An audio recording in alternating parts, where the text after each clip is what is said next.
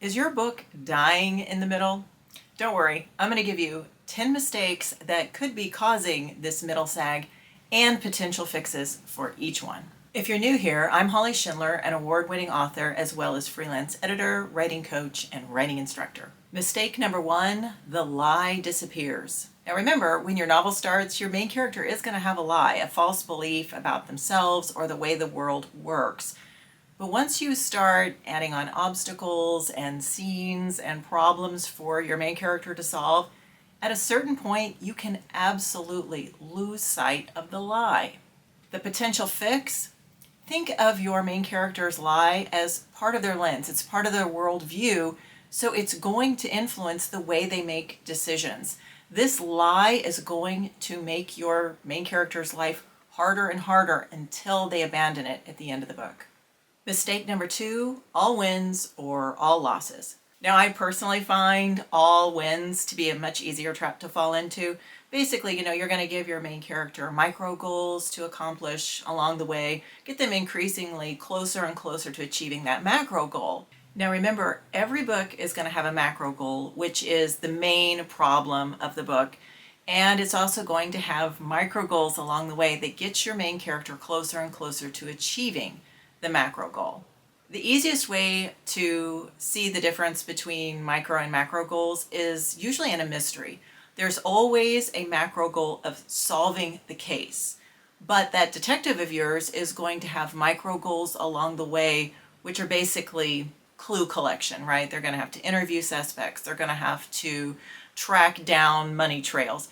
Every micro goal gets them closer and closer to achieving the macro goal of solving the case. So the problem becomes, essentially after a while, that if there's nothing but wins, everything just begins to feel way too easy for your protagonist.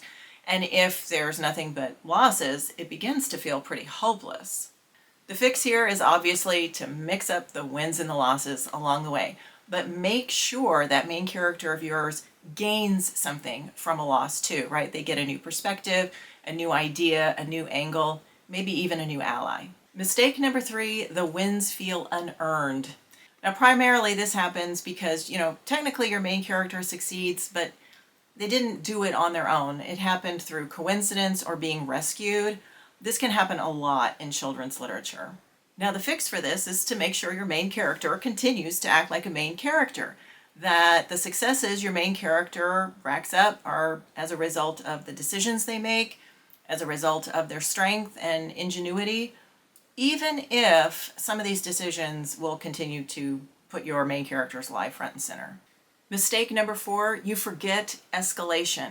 Now, a lot of times you can give your main character a problem after problem after problem, and they don't seem to really be going anywhere, right? They're not getting, the problems aren't getting any bigger, and the stakes aren't getting any more dire. The fix for this is to make sure that each new problem builds on the last. There are going to be dips and peaks along the way, but basically this novel of yours should be moving in basically a 45-degree angle toward that climax. Mistake number 5, allies and antagonists are too obvious. Sidekicks are too perfect.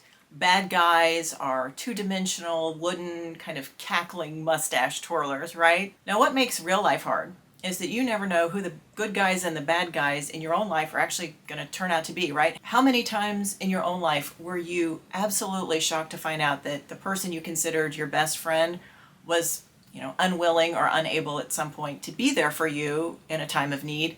And how many times were you absolutely shocked to find the last person you'd ever expect on your doorstep when times got rough? The fix is let your main character be surprised by people too. Mistake number 6, here we go again. Now, I consider this one different from Escalation. This is when your main character is facing the same obstacle over and over and over again. You see this a lot in mysteries where a detective just keeps interviewing one suspect after another, after another, after another, and it just begins to feel one note. The fix is ensure your main character has to use a new skill each time they encounter an obstacle. Maybe your detective in that first interview needs to be pretty mentally crafty. Maybe the second time around, he actually can't do it on his own. Maybe he needs a collaborator, a kind of good cop, bad cop scenario. Mistake number 7, forgetting the macro goal. Now this happens when you are doing everything you possibly can to make this middle of yours feel not one note, right? You're giving your main character bigger and bigger obstacles. You're ramping up the stakes. But eventually the micro goals in your book begin to be more interesting than the macro goal. They absolutely swallow that macro goal of yours. The fix: write your macro goal down and keep it in your workspace somewhere, even if it's a post-it that you attach to your computer. I know that sounds really, really silly, but if you will keep that macro goal front and center, it reminds you every time you start a new scene to ask yourself how this micro goal is going to affect your main character achieving the macro goal of the book. Mistake number 8, you have no internal shift at the end of any of your scenes. Everything at a certain point in the middle became completely external. All of the goals, all of the achievements. Now the fix for this is to simply add meaning to the external events of the book, right? Every time something happens to your main character, tell your reader what your main character is thinking, what they're feeling. Do they get glimmers of hope? Do they have moments of doubt? Do they have new ideas? What is your main character thinking and feeling? You know, your reader is going to feel right alongside your main character if you give them the right details. If you let them in on what your main character is thinking and feeling, your reader is going to feel those exact same emotions right along with your main character. Mistake number 9, your subplot is stealing the show. Now subplots are tricky because unlike a micro goal, they don't feed directly into the main character achieving the macro goal of the book. They run parallel to the main storyline. And sometimes, accidentally, things can happen within that subplot of yours that actually make it more interesting than the main storyline. Now the fix is not turning this book of yours inside out and suddenly making the subplot the main storyline. You do not have to do that. Just find a way for the subplot to indirectly impact your main storyline. I've used this example in previous videos, but say you've got a detective who's trying to solve a murder mystery and the prime suspect in this mystery is the victim's spouse. Okay, now say you have a subplot in this mystery in which the detective's marriage is actually falling apart. Now what happens in this subplot is not going to directly impact your detective's ability to solve the case, right? Their spouse knows nothing about the case, doesn't bring any clues to the table, but what is happening between your detective and their spouse is going to impact how the detective looks at the prime suspect. You know, does that detective of yours have more sympathy? Do they suspect the spouse even more because of what's happening in their own life? But make that subplot have an indirect impact on the main storyline.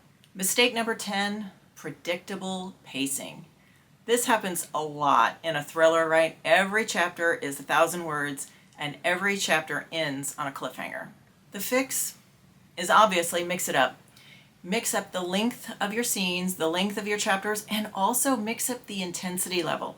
It is perfectly fine, even in a thriller, to have quieter, more internal scenes. Now the truth is, middles aren't really where stories go to die. It's where writers run out of tools. Get the right tools in your writer toolbox and the middle can be absolutely the most fun part of your book to write. If you'd like some more help with that middle of yours, I do have an entire resource on rescuing your sagging middle. Got a link to it below. I'll see you in the next video. In the meantime, go write something.